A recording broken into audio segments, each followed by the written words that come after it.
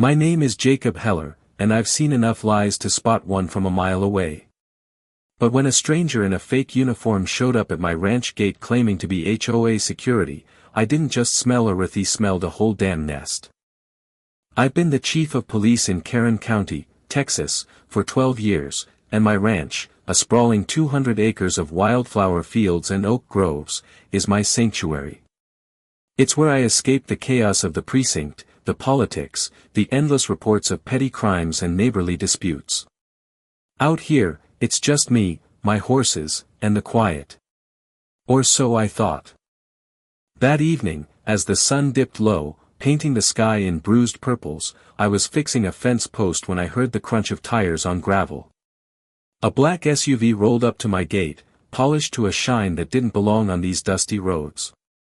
A man stepped out, wearing a crisp navy uniform with Karen HOA Security stitched in gold on the chest. He was young, maybe mid-30s, with a slick-back haircut and a smile that screamed used car salesman. "Evening, sir," he called, clipboard in hand, his voice smooth as snake oil. "I'm Officer Tate, Karen Homeowners Association. We've had complaints about your property, unpermitted structures, overgrown fields. I'll need to inspect the premises." I set my hammer down, slow and deliberate, and walked toward the gate. "Complaints, huh?" I said, eyeing the badge on his chest. It was plastic, the kind you'd find in a costume shop. "Funny. I don't recall signing up for any HOA." His smile didn't waver, but I saw a flicker in his eyes. "New regulations, Chief Heller," he said, emphasizing my title like he'd done his homework. "County passed them last month. All properties over 50 acres fall under our jurisdiction now." That was the first lie that made my blood boil. Kern County hadn't passed a new ordinance in years, and I'd know I sit on the damn council. But I played along, leaning against the gate, my arms crossed. "Is that so? Well, Officer Tate, why don't you show me some ID?" He patted his pockets, feigning surprise. "Must have left it in the car." "Look, I'm just doing my job. Let me in, and we'll sort this out quick." I didn't budge. "No ID, no entry. And I'm not buying your story. This is private property, and I'm the law around here." His smile finally cracked, and for a split second, I saw something darker: panic, maybe, or desperation. He stepped closer, lowering his voice. "Chief, you don't want trouble. We've got powerful people backing us. Open the gate, or things get messy." That's when I knew this wasn't just a scam. This was personal. I'd heard whispers around town about a new group moving in, calling themselves the Karen HOA. They weren't your typical busybody neighbors whining about lawn heights. These were sharks, preying on rural folks, claiming authority they didn't have, extorting money for violations, or threatening to seize land. I dismissed it as small-time grift until now. "Stay put," I said, pulling out my radio. "Dispatch, this is Heller. I need a unit at my ranch, ASAP. Possible impersonation of an officer." Tate's face paled, but he didn't run. Instead, he laughed, a sharp, nervous sound. "You're making a mistake, Chief. You don't know who you're dealing with." "Then enlighten me," I said, stepping closer, my hand resting on the holster at my hip. "Who sent you?" Before he could answer, headlights flashed in the distance. Another vehicle was coming up the Rowata pickup, this time, one I recognized. It belonged to Marla Evans, my deputy and closest friend. She pulled up, her boots hitting the ground before the engine even settled. "Trouble, Chief?" she asked, her hand already on her sidearm. "Meet Officer Tate," I said, nodding at the stranger. "Says he's HOA security. Says I've got violations." Marla raised an eyebrow, her gaze raking over Tate's uniform. "HOA security? In Kern County? That's a new one." Tate shifted, his confidence crumbling. "This is a misunderstanding," he said, backing toward his SUV. I'll come back with the proper paperwork. You're not going anywhere, I said, blocking his path. You're gonna tell me who you're working for, or you're spending the night in a cell. That's when things went sideways. Tate lunged for his car, yanking the door open. I grabbed his arm, but he swung the clipboard at my face, catching me off guard. Pain exploded across my cheek, and I stumbled back. Marla was on him in a second, tackling him to the ground. Stay down, she barked, cuffing his wrists. As she hauled him up, a folded paper slipped from his pocket. I picked it up, my gut twisting as I read it. It was a list of names, mine at the top, followed by half a dozen other ranchers in the county. Next to each name was a dollar amount, mine circled in red, $50,000. What the hell is this? I demanded, holding the paper up. Tate spat dirt, his smirk gone. You'll find out soon enough. Marla shoved him into the back of her pickup, and I called for backup to process the scene. But as the red and blue lights lit up the dusk, I couldn't shake the feeling that this was just the beginning. Someone was targeting me, and they weren't just after my land, they were after my life. The next morning, I sat in my office at the precinct, the paper from Tate's pocket spread out on my desk. Marla leaned against the wall, sipping coffee, her eyes sharp. You think this is tied to the land grabs? She asked. Has to be, I said. These fake HOA scams have been popping up across the state. They bully folks into paying fines or signing over deeds. But this feels bigger. I'd spent the night digging into Tate's background. His real name was Ethan Tate, a small-time con artist with a rap sheet for fraud and impersonation. No ties to any HOA, but his phone records showed calls to a burner registered in Dallas. Whoever was pulling his strings was smart enough to cover their tracks. Any leads on the others on that list? Marla asked. I nodded. I called the other ranchers. They've all had visits from HOA security in the last month. Same story: violations, threats, demands for cash. Marla frowned. Why you, though? You're not just some rancher. You're the damn chief. That's what's eating me, I said. This isn't random. Someone wants me out of the way. The phone rang, cutting through the tension. It was dispatch, reporting a break-in at the county records office. My heart sank. That office held every property deed in Kern County including mine. Get a unit over there, I told Marla. I'm heading to the ranch. If they're hitting the records, they might try my place next. I drove back to the ranch, my mind racing. The list, the fake cop, the break-in, it all pointed to a coordinated attack. But why my land? It was valuable, sure, but there were bigger ranches in the county. What made mine special? As I pulled up to the gate, I saw something that stopped me cold. A fresh set of tire tracks cut through the dirt, leading into my property. My gate was locked, but someone had been here. I grabbed my shotgun from the truck and followed the tracks on foot, my pulse pounding. The trail led to the old barn at the edge of my land, a rickety structure I hadn't used in years. The door was ajar, and I could hear voices inside, low, urgent. I crept closer, my grip tightening on the gun. Told you, it's here, a man's voice hissed. The survey said so. We just need to. Shut up, another voice snapped. If Heller finds us, we're done. I kicked the door open, shotgun raised. Too late. Two men froze, their faces pale in the dim light. One was young, barely 20, with a nervous twitch. The other was older, grizzled, with a scar across his cheek. They were crouched over a pile of maps and papers, a lantern casting shadows across the barn. Hands up, I said, my voice steady. Who are you, and what the hell are you doing on my land? The older man sneered. You're out of your depth, Chief. Walk away, and maybe you keep breathing. I stepped closer, the barrel of my shotgun unwavering. Wrong answer. Start talking, or I start shooting. The younger one cracked first, his hands shaking. It's not what you think. They told us to find it, deed, the map, everything. They said your land's sitting on something big. Something big? I pressed. What? The older man lunged, pulling a knife from his belt. I fired a warning shot into the ceiling, wood splintering around us. Next one's in you, I said. Talk.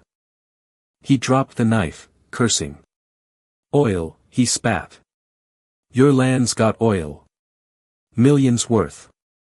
They want it, and they'll kill you to get it. My blood ran cold. Oil. That explained everything, the fake HOA, the threats, the break-in. Someone had found oil on my land, and they were willing to do anything to take it.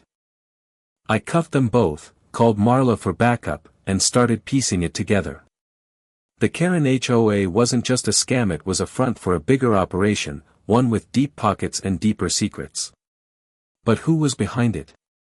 And how far were they willing to go? As I waited for Marla, I looked out over my ranch, the wildflowers swaying in the breeze. This land was my home, my legacy. I'd fought for it before, and I'd fight for it again.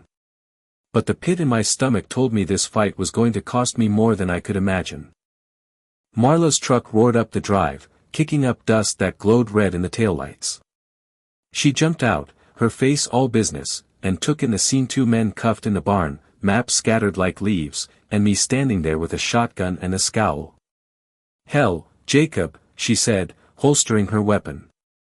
You don't do small problems, do you? Not my choice, I said, nodding at the men. They say there's oil on my land. That's what this is about. Marla's eyes widened. Oil? On your ranch? That's a game changer. She knelt by the maps, her fingers tracing lines and numbers. These are geological surveys. Professional. Someone's been planning this for a while. I handed her the list from Tate's pocket. My name's at the top. They're not just after Methery, after half the county. But I'm the one they're hitting hardest. Marla scanned the list, her jaw tightening. We need to get these 2 to the station and figure out who's bankrolling this. Oil's big money. People kill for less. We loaded the men into her truck, and I secured the barn. As we drove to the precinct, the younger one, his name was Cody, according to his ID, started talking, his voice shaky. I didn't sign up for this, man. They said it was just a job scare, some ranchers, get some signatures. I didn't know about the oil. Who's they? I snapped. Cody swallowed hard. Some guy named Carver. Never met him. He calls the shots, sends orders through Tate. The older man, who'd given his name as Ray, stayed silent, his eyes fixed on the floor. I could tell he knew more, but he wasn't breaking. Not yet. At the precinct, we locked them in separate cells and started digging. Marla pulled every record we had on Ethan Tate, while I called the county records office to check on the break-in. The clerk, a nervous woman named Doris, was still shaken. They didn't take much, she said over the phone. Just messed up the deed files for your part of the county. Looked like they were searching for something specific. Like a geological survey? I asked. Doris hesitated. Maybe. There was a folder missing old survey records from the 80s. I didn't think much of it, but it was for your land, Chief. I hung up, my mind racing. Someone had known about the oil for decades, and now they were making their move. But why now? And why go through all this trouble with fake HOAs and hired muscle? Marla came back with a stack of printouts. Tate's a ghost. No real ties to anyone big, just a string of cons across Texas. But I found something else. That SUV he was driving. Registered to a shell company in Dallas, Karen Investments, LLC. No public records, no listed owners. Smells like a front. Karen Investments, I muttered. Same name as the fake HOA. They're not even trying to be subtle. We need to trace the money, Marla said. If there's oil, someone's funding this operation. And they've got to be local. Nobody from Dallas knows this county well enough to target specific ranches. I nodded, but my gut was telling me this went deeper than a few greedy suits. Kern County was small, tight-knit. If someone local was involved, they'd have to be connected, someone with access to records, influence, maybe even power. My mind flashed to the county council, the same group I'd sat on for years. Could one of them be in on this? I didn't have time to dwell on it. My phone buzzed with a text from my neighbor, Old Man Hargrove, a grizzled rancher who'd lived next door for decades. Trouble at my place. Same HOA bastards. Get over here. Marla, hold down the fort, I said, grabbing my keys. Hargrove's got trouble. I sped to Hargrove's ranch, 5 miles west of mine. His gate was wide open, and his dogs were barking like hell. I found him on his porch, shotgun in hand, staring down 2 men in the same fake HOA uniforms. One was holding a stack of papers, the other a flashlight, like they were inspecting his land in the dark. Chief. Hargrove called, his voice rough but steady. These clowns say I owe 10 grand for encroaching on public land. Told M to shove it. I stepped out of my truck, badge in hand. You boys lost? This is private property, and I don't see any warrants. The one with the papers, a wiry guy with a mustache, smirked. We don't need warrants, Chief. This is HOA business. New county rules. Funny, I said, stepping closer. I'm the chief of police, and I don't know about any new rules. Drop the papers and get off this land. The second guy, taller and built like a linebacker, laughed. You're out of your league, Heller. Walk away, or you'll regret it. I didn't flinch. Last chance. Leave, or I arrest you for trespassing. Mustache guy tossed the papers at my feet and bolted for their truck. Linebacker hesitated, then followed. I memorized their license plate as they peeled out, kicking up gravel. Hargrove spat on the ground. Damn vultures. Been getting calls all week about my land. What's going on, Jacob? I picked up the papers. Another list, more names, more dollar amounts. Hargrove's was marked at $30,000. They're after something bigger than fines, I said. Oil. My land, your land, half the damn county. Hargrove's eyes narrowed. Oil? Ain't nobody found oil here since the 70s. Someone thinks different, I said. And they're willing to play dirty to get it. Back at the precinct, Marla had more news. The Dallas Shell Company, Kern Investments, had ties to a real estate developer named Victor Carver. No criminal record, but his name kept popping up in land deals across Texas, shady ones, where small-time ranchers mysteriously sold their properties for pennies. Carver was our guy, or at least the face of the operation. We need to find him, I said. He's calling the shots. Marla shook her head. He's a ghost, Jacob. No address, no phone number. Just a P.O. box in Dallas. But I did find something else. The county surveyor's office got a visit from Tate last week.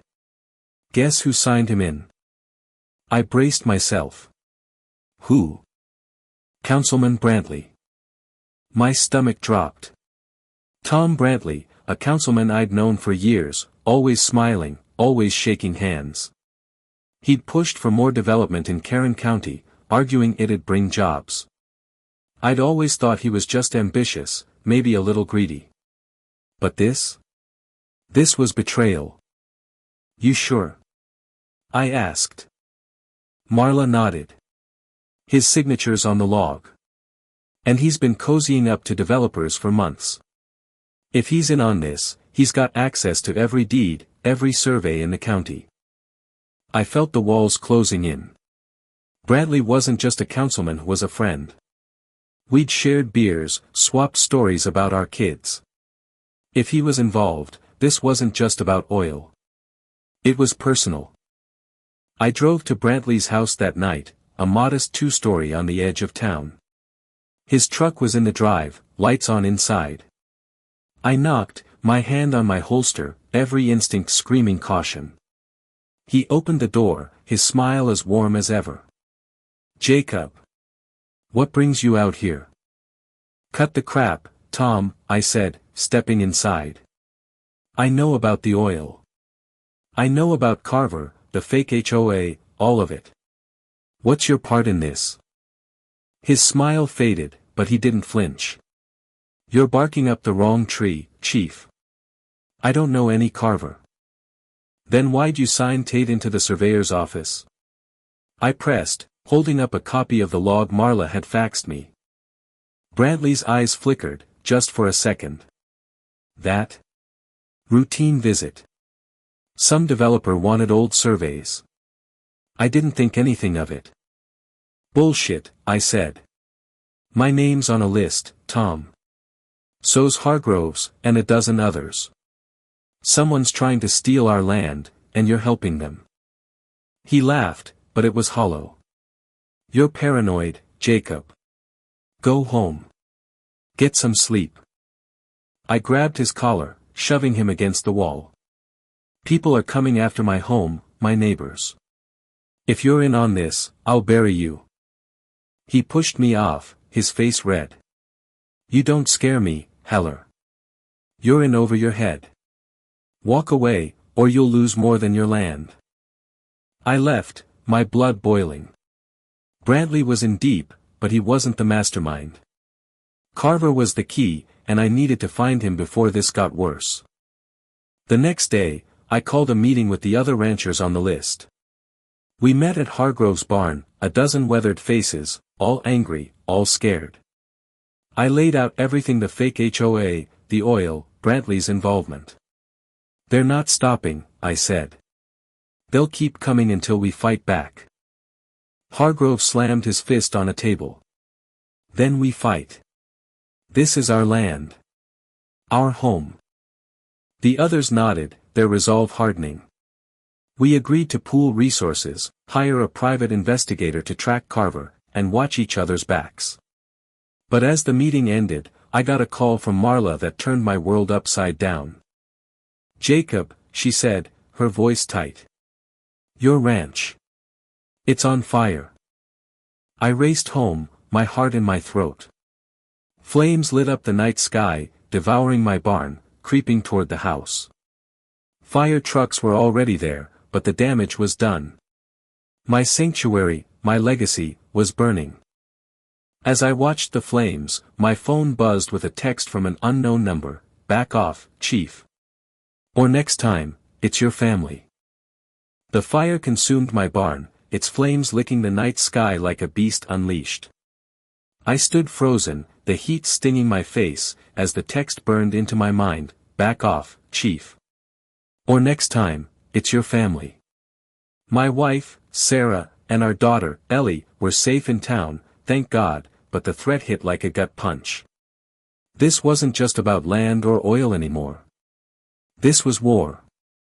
Marla pulled up, her face pale as she took in the inferno. "Jesus, Jacob.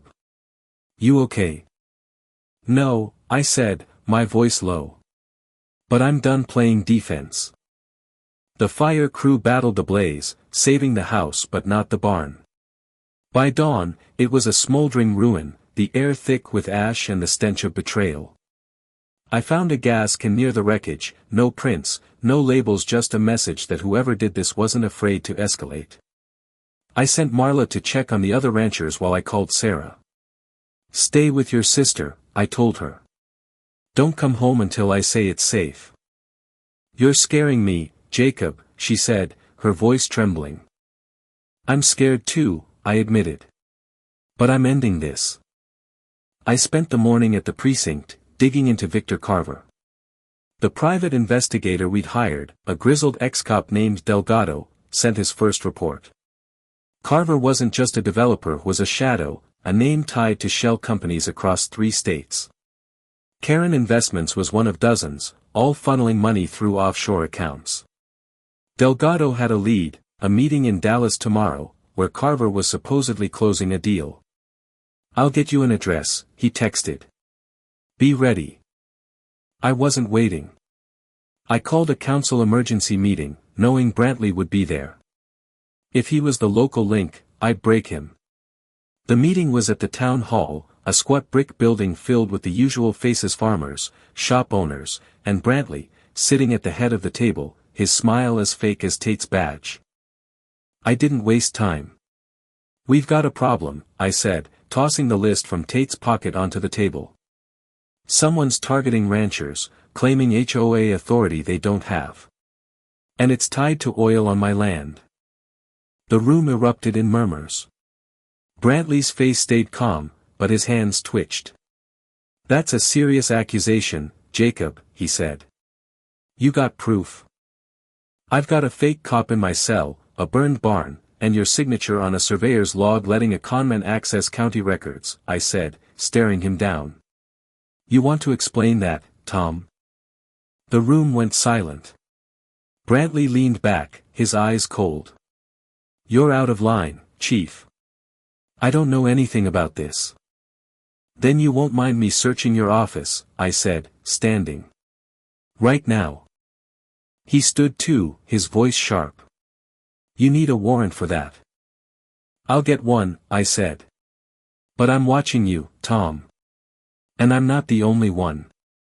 I left the meeting, feeling the weight of every eye on me. Brantley was rattled, but he wasn't cracking. Not yet. That night, Delgado sent the address for Carver's Meetinga high-rise in downtown Dallas. I called Marla and Hargrove. "I'm going," I said. "You in?" "Damn right," Hargrove growled. Marla just nodded, her eyes fierce. We drove to Dallas at dawn, the city's skyline looming like a fortress. The address was a sleek office building, all glass and steel, the kind of place that screamed money. Delgado met us in the parking lot, a wiry man with a scar over one eye. "Carver's on the 20th floor," he said.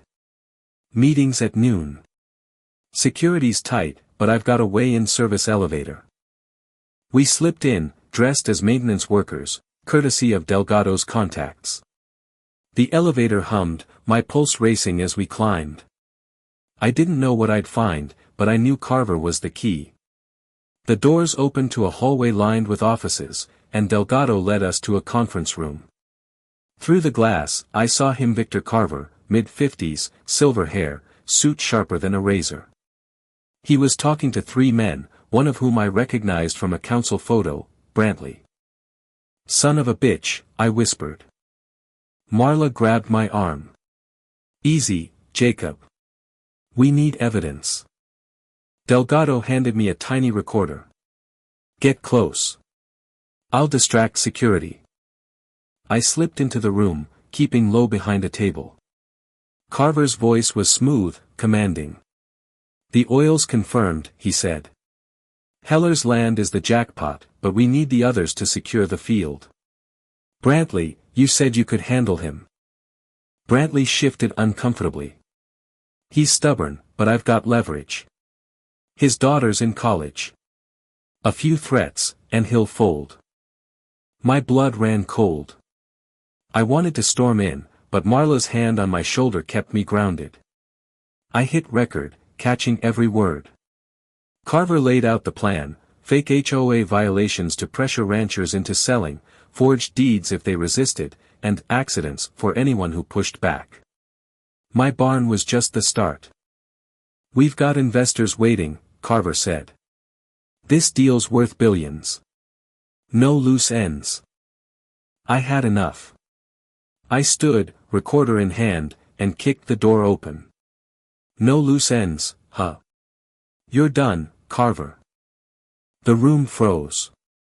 Brantley's face went white, and Carver's eyes narrowed. "Chief Heller," he said, calm as ice. "You're a long way from home." "Not far enough to miss this," I said, holding up the recorder. "You're under arrest: conspiracy, fraud, arson, and I'm just getting started." Carver laughed. "You think you can touch me? I own people bigger than you." Marla stepped in, badge flashing. "Not today." Hargrove followed, shotgun in hand, looking ready to end it right there. Security burst in, but Delgado was already on them, shouting about a gas leak. In the chaos, we cuffed Carver and Brantley, dragging them to the elevator. Back at the precinct, I played the recording for the DA, who was already building a case.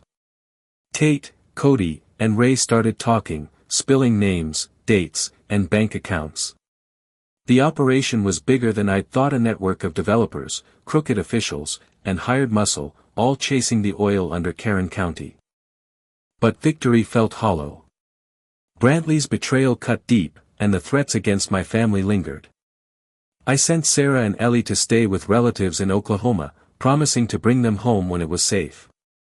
The ranch was still mine, but the scars of the fire remained, a reminder of how close I'd come to losing everything. Weeks later, Carver and Brantley were indicted, their empire crumbling under the weight of evidence. The other ranchers rallied, their land secure for now.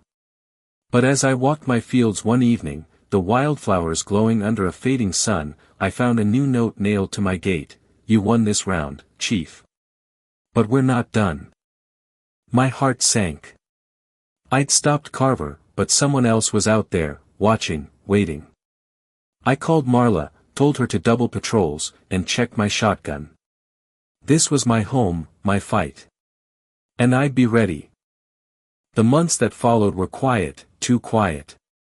The trials dragged on, Carver's lawyers spinning lies, but the recorder sealed his fate. Brantley took a plea, ratting out smaller players to save himself. I rebuilt the barn, piece by piece, pouring my anger into every nail. Sarah and Ellie came home, but I saw fear in their eyes, a shadow that hadn't been there before. One night, as I sat on the porch, a car slowed by my gate. No plates, tinted windows. It idled, then drove off. I didn't sleep that night, my mind replaying every threat, every lie. The oil was still there, under my land, a curse disguised as a blessing. I knew they'd come again, maybe not Carver, but someone like him, hungry for what wasn't theirs. I started training the ranchers, turning our community into a fortress. Hargrove led shooting drills, Marla coordinated surveillance, and Delgado kept digging for names. We weren't just victims anymore, we were a force. But the cost weighed heavy. I'd lost trust, sleep, and the quiet I'd once loved. My ranch was a battlefield now, and I was its soldier. The final blow came a year later. Delgado called, his voice grim. "Found the head of the snake," he said. "Not Carver. Someone higher. A senator, Jacob. He's been funding the whole thing." I gripped the phone, my knuckles white. "Name?" "Not over the phone. Meet me in Dallas." I drove out, alone, the weight of it all crushing me. Delgado was waiting in a diner, a manila envelope in hand. "Senator James J. Pratt," he said, sliding it over. "He's got ties to every major oil deal in Texas. Your land's just one piece of his puzzle."